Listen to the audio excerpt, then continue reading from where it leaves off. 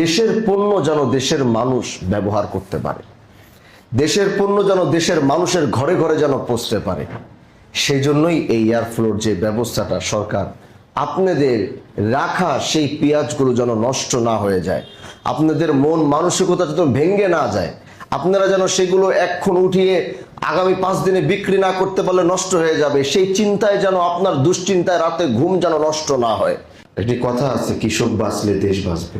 আমার দেশের গরিব অসহায় সেই কৃষক মানুষরা এত কষ্ট করার পরও তাদের যেই মূল্যটা পাওয়া দরকার তাদের উৎপাদনের, সে মূল্যটা সিন্ডিকেটের হাতেই শেষ হয়ে যায়।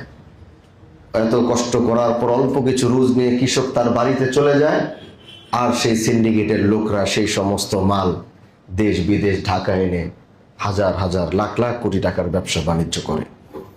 এজন্য আমরা কৃষকের বন্ধু। বিশেষ করে আপনারা জানবেন, হাজী শরিয়াতুল্লাহর আন্দোলনের মধ্যে একটি কিন্তু ছিল কৃষকের পক্ষের আন্দোলন।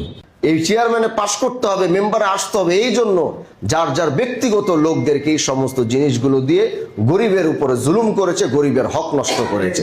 এজন্য সেটা আমরা আগামীতে হতে দিব না। এজন্য আপনাদের এই সেক্টরে যে সমস্ত কাজগুলো আসে আমাদের নলেজে দিলে, আমাদের স্বেচ্ছাসেবী স্ট্রং দল আছে, তারা মাঠ পর্যায়ে থেকে ঘরে ঘরে গিয়ে মাঠ পর্যায়ে থেকে যে প্রাপ্য তাকে তার আমানতগুলো বুঝিয়ে দেওয়ার জন্য সর্বোচ্চ চেষ্টা করবে। আপনাদের সবাইকে আন্তরিক ধন্যবাদ।